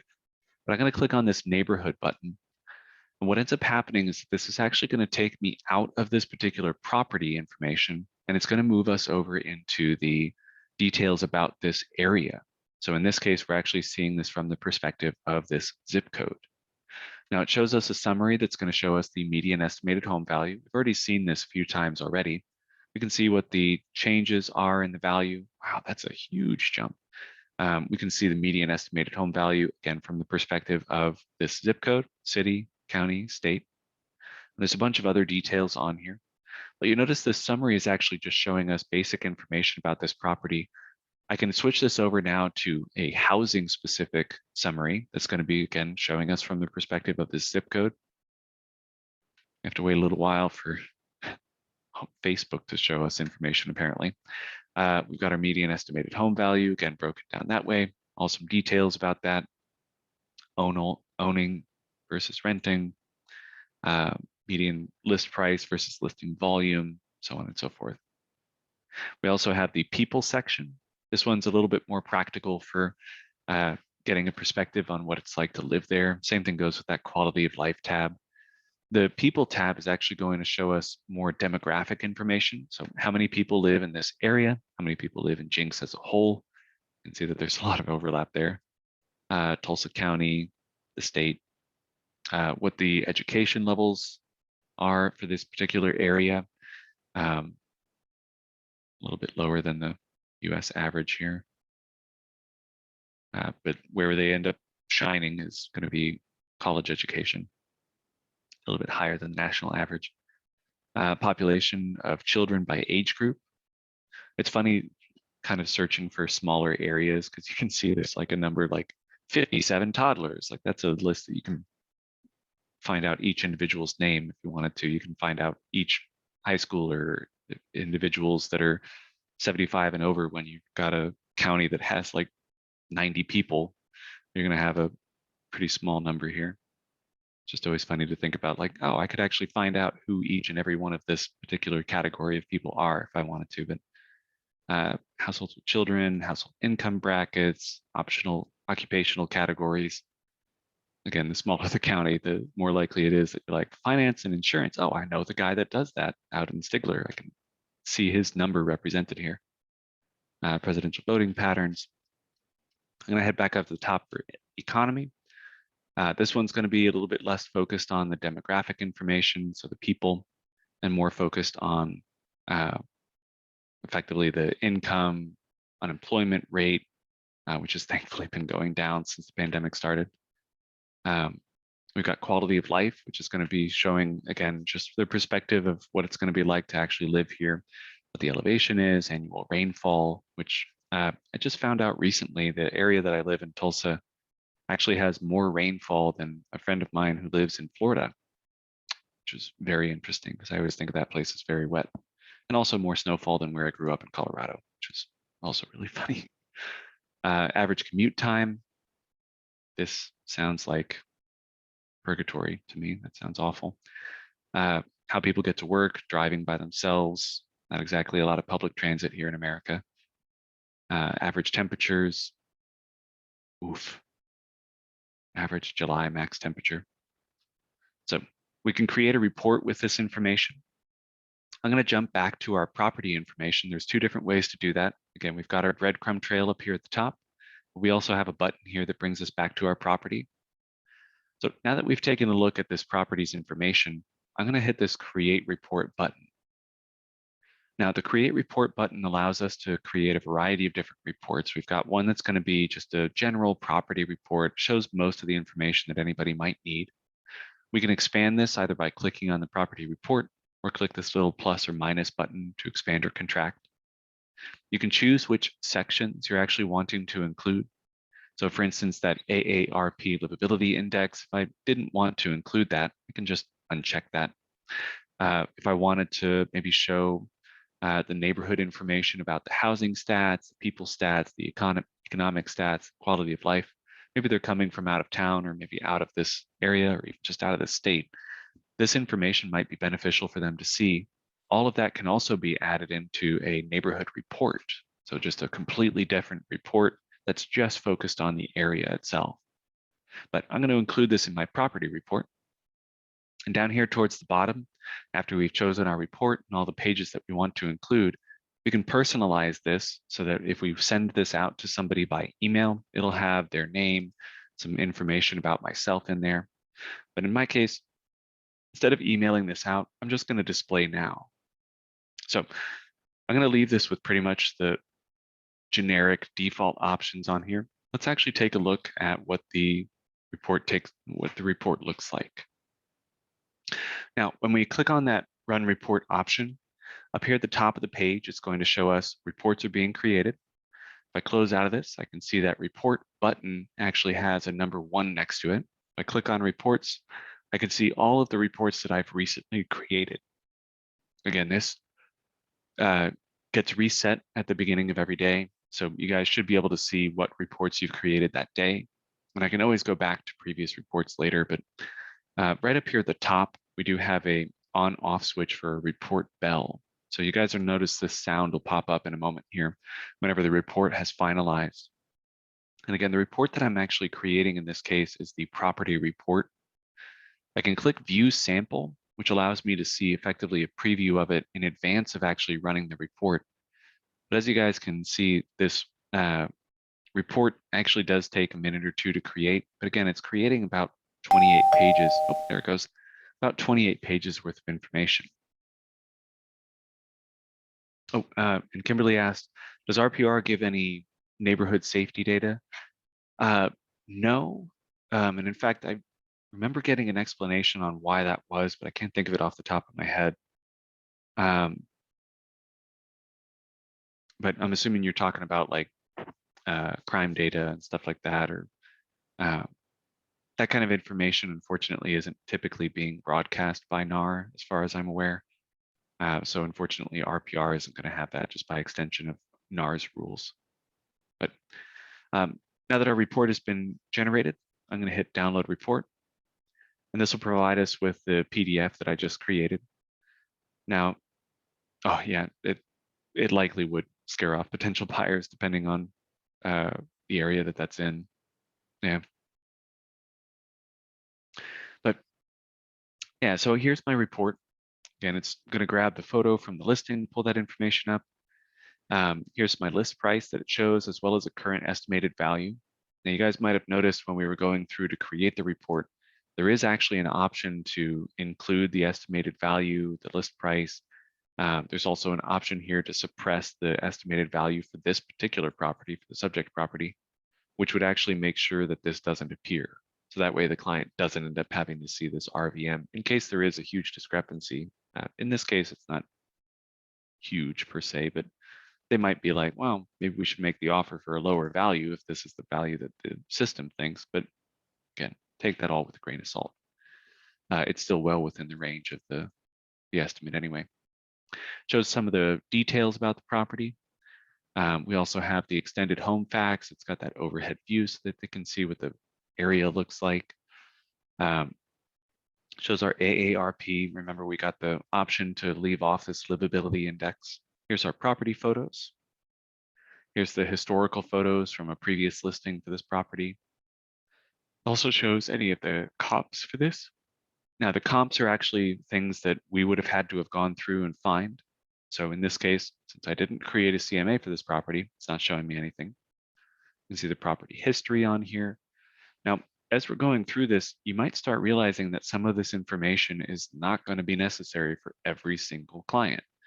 That's a perfectly valid thought, and that's exactly the reason why when you guys are going through and creating a report, you may end up deciding, I don't want this particular element or that particular element, or I don't want any of the sales or financing information, or maybe I don't want to include any of the public record data. I only want to show what the listings show. Any of those changes that you make will be reflected on this particular report. Now, one of the cool things about this, as you guys saw when I first got onto this page, there were some things that I had unchecked. The next time I try to create a report, it'll remember what options I chose or didn't choose. So if there is something that you guys just consistently don't want, you guys can uncheck that once and never have to worry about seeing that on another report that you create, even if you just jump in here and immediately hit that run report button down at the bottom.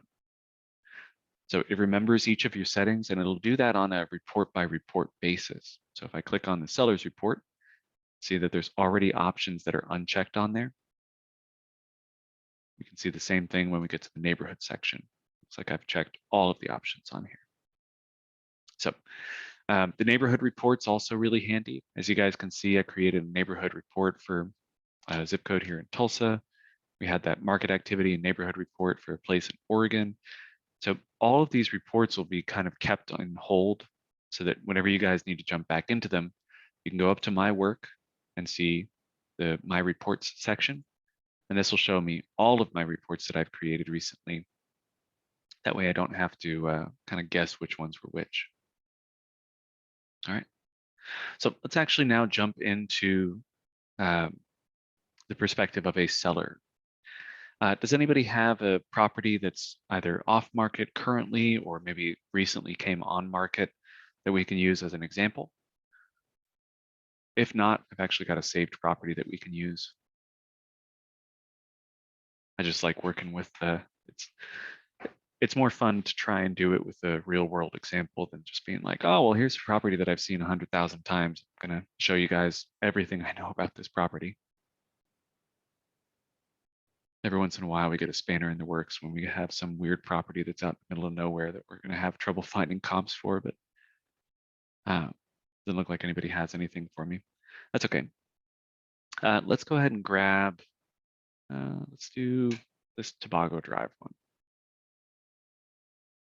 So if I've got a property that's, maybe they've got this particularly listed for lease or was previously listed for sale, I can see that it's already got an RVM.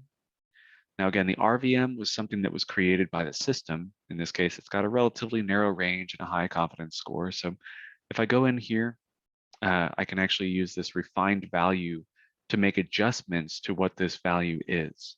So if I was going to have this particular seller decide, you know what, look, I just want to sell the property. I don't want to lease this anymore. Okay, well, we can start with this number if we wanted to, and I can actually go to refine value. Here we can see, all right, I've got the property type. I need to make sure that that's correct. I've got the number of bedrooms. I'm gonna put that in there. Oh, and actually, Elena, if you want to put that in, I can use that. I don't mind using an expensive property. That's fine. Gives us more to work with anyway. More money to work with, but and actually, while you're putting that in, So on the Refine Value tab, we need to verify that all the information is correct, but it's also providing us another option to at least double check to see if there's any details that maybe weren't correct. So like if they had the listing data was put in and it was put in incorrectly or was updated since the last time this particular property was for sale or the last time the tax records were updated, you guys can go through and add in specific details to make sure that those are up to date. Like let's say they expanded the house out, so now there's 4 bedrooms and there was a extra, 700 square feet added. We can put all those details in, and as soon as I hit apply with the updated information, you notice that this value will automatically change to increase it or decrease it based on the details that I provided. So we added in a whole bunch of square footage. We added in what I'm assuming is an extra bedroom. And we also added in a partial bathroom. So nothing else about this has changed, but I added another $101,000 to the value of this property. Now, there might be some questions on your mind as to why it was that it came up with a very clearly specific number. What this is doing is it's actually taking the information from this particular area. So it's including a lot of details, such as the listing data, tax information. So if there's like a FSBO or something like that recently, all of that information will be included whenever it comes up with the specific value for each and every element that you've changed. The same thing is going to happen whenever you guys come down to the refined value. There's going to be some system adjustments to this.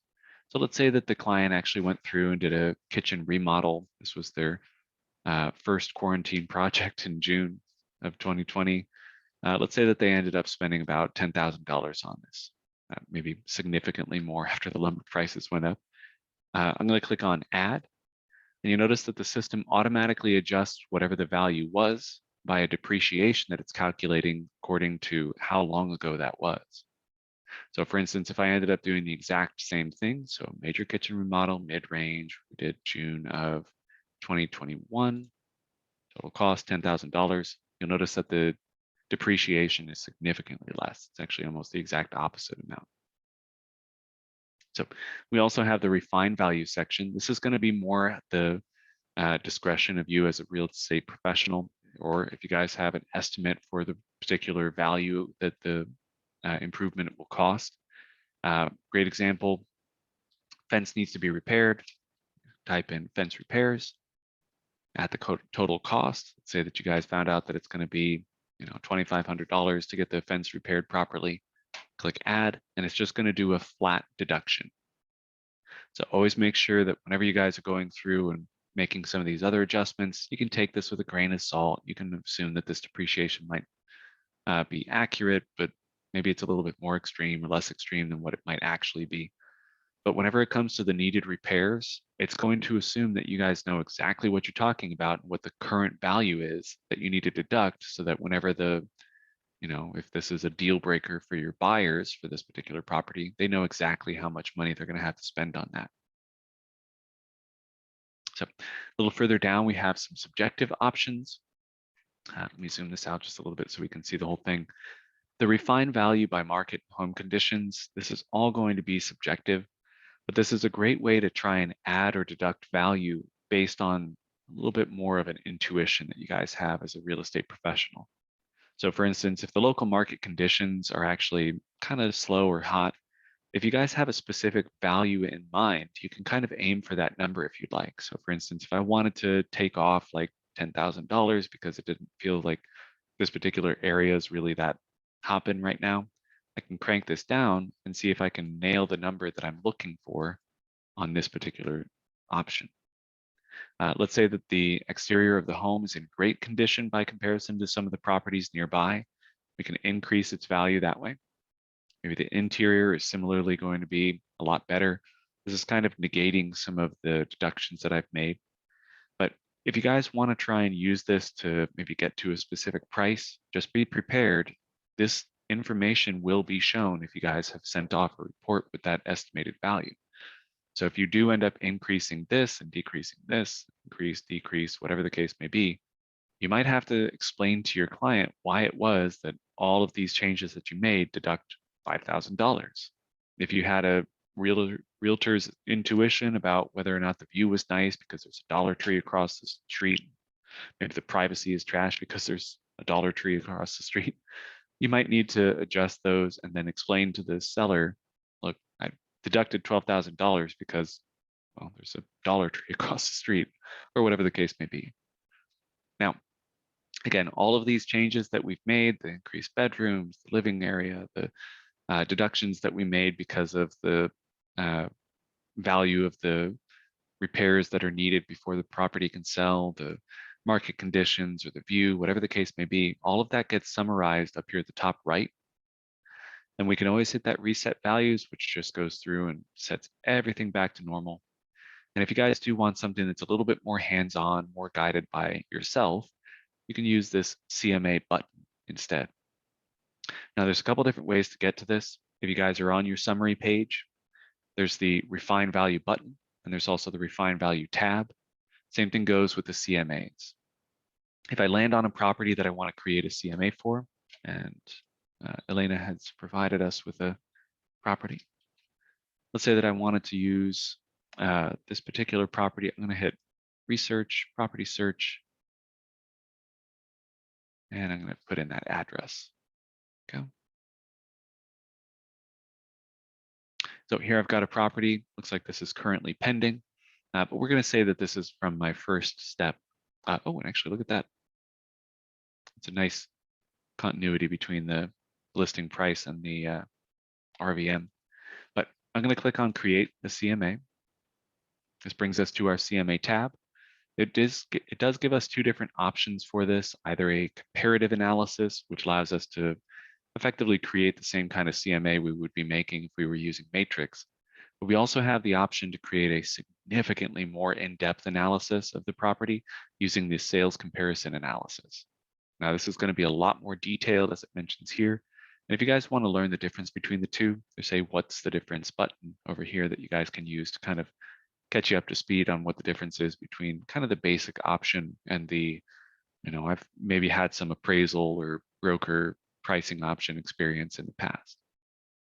But either way that you guys choose, there's always going to be the first thing to do, which is confirming facts. We need to make sure that everything that we've marked on this before is accurate. So I've got 4 bedrooms, 1 bathroom, the 2,100 square feet, which is the, oh, that's right, I switched property. I thought I was still looking at the same one that I was looking at earlier, because these are the same changes that we had to make, total number of bathrooms. But looks like there was some updates between what the public record had and what the listing data had. Now, if there were further changes that I needed to mark up on here, I would have to put those over here to the right. So for instance, if the lot dimensions were actually something that I wanted to mark, or the basement square footage was something that wasn't included before, you guys can include that information on there. But if you don't need to make any changes and the listing data is what I'm going to be preferring to use, I can hit confirm facts and close. Now, once I've gotten all of that confirmed, now we actually get to have the option to do the comps. So I'm going to hit find comps. Now, the basic principle of creating a CMA is that we're trying to get a broad picture of a small area. Now, the area in this case is actually going to be defined by wherever we have our map physically located right now. So if I zoom in, this is the area that I'm going to be searching within. If I zoom out, I've now expanded this area so that this is the area that I'm searching within. So just keep that in mind. You do have the option to draw a shape so that if you guys wanted to make sure that you're limiting yourself to just this particular area, we can hit that search in this area and it'll find our comps for us. Now I'm going to hit this modify search. This brings us back to the default here, but we also have the option to change what the property type is, the property status is, change our off market date, add in some details about a minimum or maximum for bedrooms or bathrooms. This is to make sure that we don't end up including things that are really dissimilar from the property in question. But one of the things that I needed to mention, this is something that we actually cover in our CMAs and Matrix class, which is soon, if I'm not mistaken. Yeah, on the 23rd in the afternoon, we're going to be doing a CMAs and Matrix class. That's a 1-hour elective CE credit class if you're interested. But one of the things that we mentioned in that is that the property status and the time frame are also very important. So our area, we've already defined. Again, this is also just going to assume that the map is going to be the search area. We want to make sure that we're looking for the properties that are currently active, currently pending, and has recently closed within the last 6 months, because we don't want to see anything that's been pending or closed way outside that time range. Now, since it looks like the market is actually cooling down to a little bit more quote unquote normal levels, it might be a good idea to start including expired listings as well.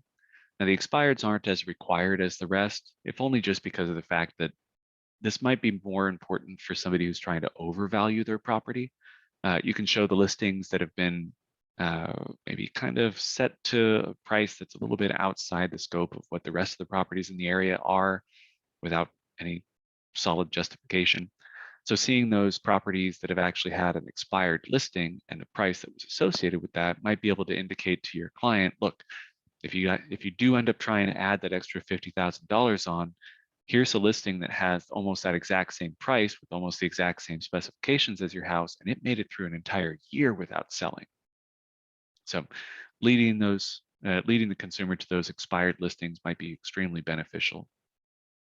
A little further down, we've got our price range, which you can turn on or off. I recommend leaving that off unless you guys have something in the area that's just like dramatically different than everything else as far as the price goes. But once we're done with our search, we can hit search. Oh, and that's okay, Elena. We can use this one as an example anyway. I'm not worried about it. A little further down, after we've run our search, we see all of these pins on the map and some pending properties in the area as well. But down here, we see the properties that are actually being found as comparables. So all of the actual results from our search that we've just run. Now, we'll see a couple of these are actually going to be marked with this used in RVM. This is indicating that this particular property was actually something that, even though we found it ourselves, this was also something that the system considered a comparable property. When we click on this checkbox, it'll start adding that particular comparable property onto a list that we're actually going to be using to create our CMA. Now, when we start checking these checkboxes, you notice that they pop up in the list. We can also remove them by unchecking them or hitting remove from comps. A little further down, it'll also show us our pending listings. I can check both of those. And then once I'm happy with this, there's a couple different buttons that appear on here. We've got update valuation close, and at the very, very, very bottom, update valuation close. Lots of repeats of that button. But once we're happy with the number that we've come up with, we can do update valuation close. And this will provide us an average as well as a range. Now we can modify this manually by going back and actually doing our search again. And then we also have the ability to make adjustments to this as well.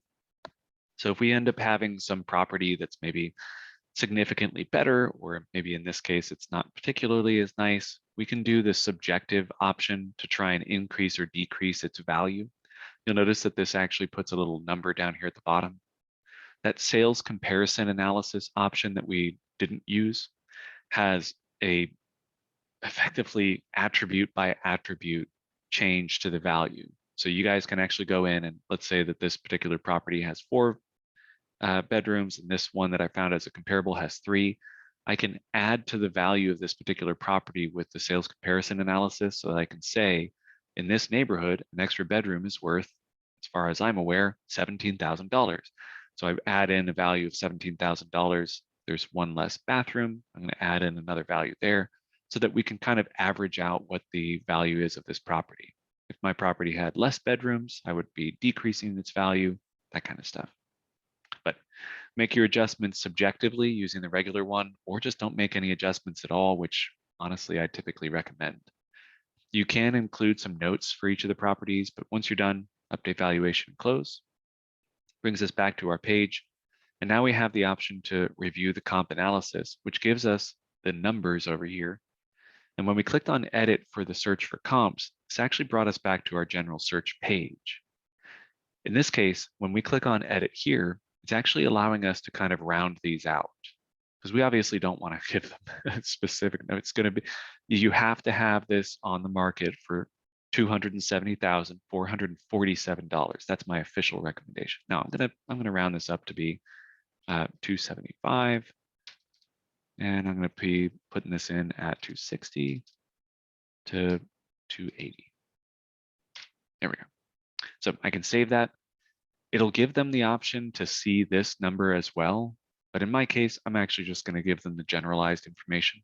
So when I click on this Create Report button, I get the option to create a seller's report. So remember when we were initially looking at this property, I clicked on the Create Report button and it started me off with the property report. This time, because I was doing it from the CMA's option, it started me off with a seller's report. Same thing if I pulled up the neighborhood information, it would only offer me the neighborhood report option and so on. But under my seller's report, I'm going to see the estimated value change. I didn't make any adjustments to that, so I don't have to worry about it.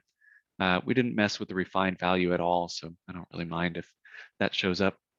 I took off a bunch of the market activity information.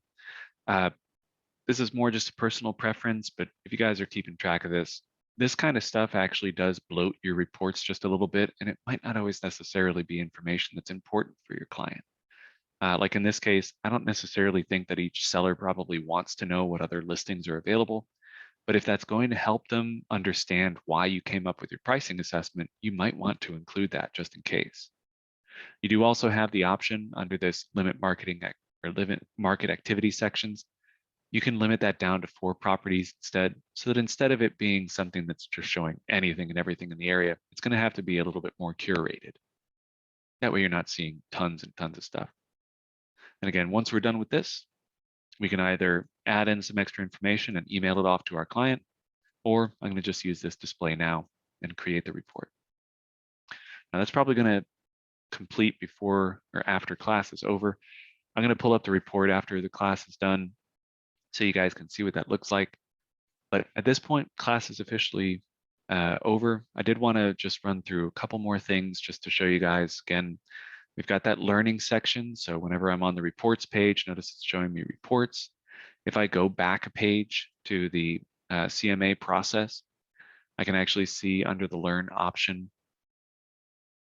Oops, there we go. Under the learn option, we see the pricing a property option. This gives us a 7-minute, 40-second long video on how to do this. So if you guys forget any of this, you guys can always click that learn button.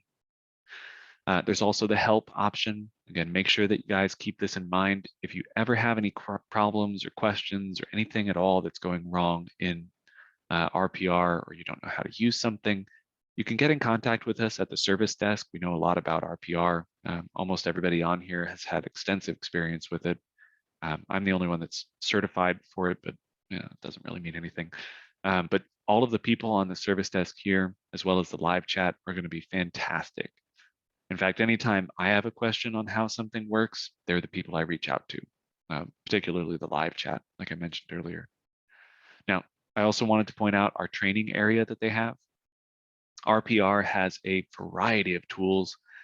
They've got an information booklet available for all sorts of different things, farming, prospecting.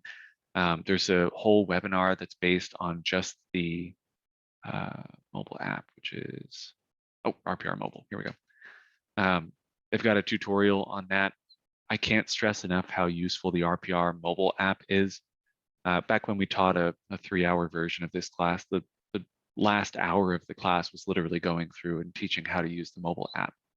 So if you guys have the opportunity to get into RPR, hit that help option, go to the training area, and again, try to reach out to the RPR staff with any questions, and also explore some of the training options that they have available, because they have tons of information. Can't really understate this. It's just a phenomenal tool. But that's it for our class today. Again, if you guys were on time, you guys will be able to receive the CE credit.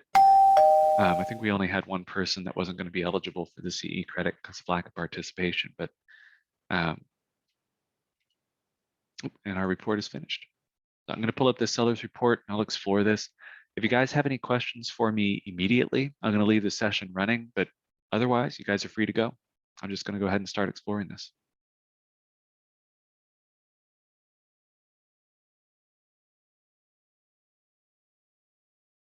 There's our comp analysis. Remember, I kind of averaged this out just to make sure that I wasn't getting these weird, down to the dollar numbers. Thank you guys so much for joining us. Grimaldo. I have never seen that last name before. That's interesting.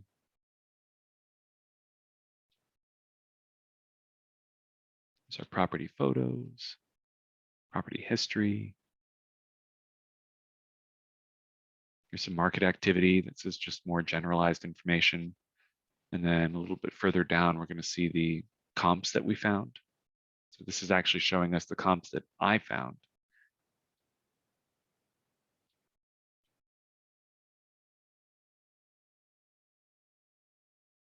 Oh, and Elena asked, if the property is way overpriced, how do we analyze that?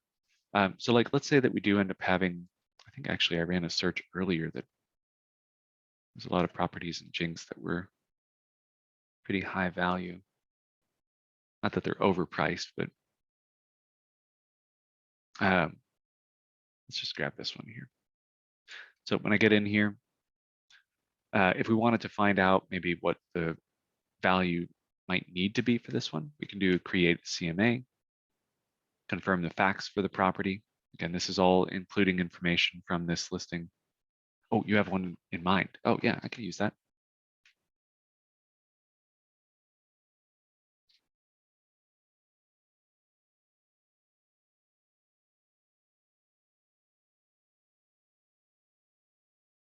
There we go. Like the art that they did on the sky in the background. That's nice.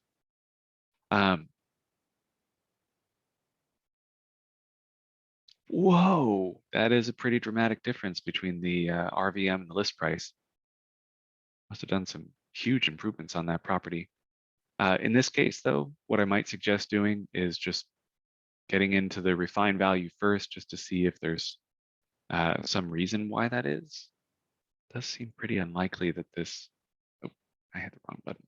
I should have hit the summary.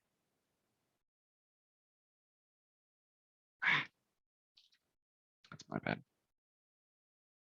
There we go. I'm going to click on CMA actually. Let's see what's available in the area. 5 bedrooms, 5 baths. It does seem pretty different than what the initial estimates were.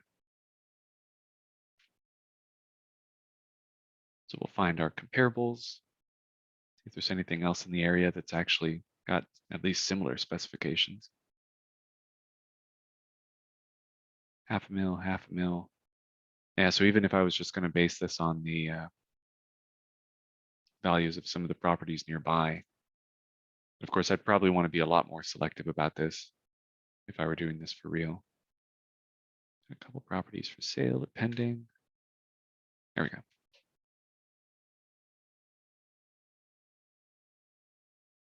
So once we've got the average put in, we can adjust these. So for instance, if we did have properties that had maybe similar specifications, maybe I want to indicate, oh yeah, John, you can leave. You're good. We're done with the class officially.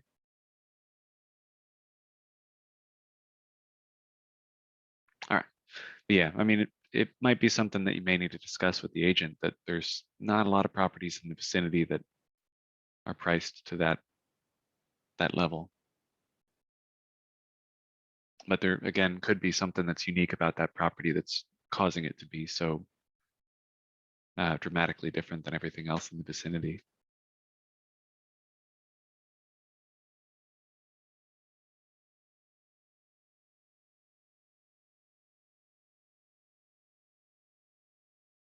Oh, that's what it is. It's the fact that there's this a very, very large screen. That's a nice theater room. I have no idea if that's actually what the thing is, but yeah, it's interesting. LED fireplace.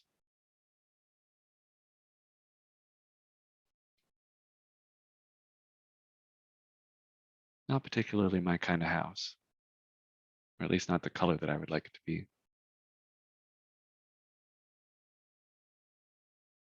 But yeah.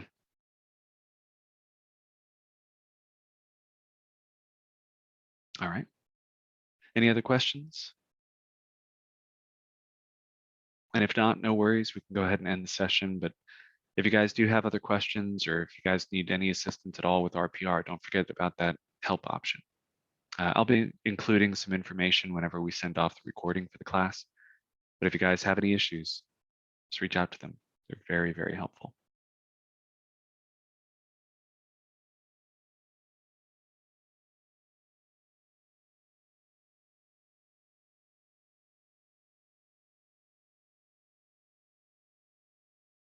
All right. Well, I'm going to go ahead and close up shop. Again, thank you guys so much for joining us today. Have a good one. Keep wearing your masks, social distancing, stay safe, and hopefully we'll see you guys in future classes.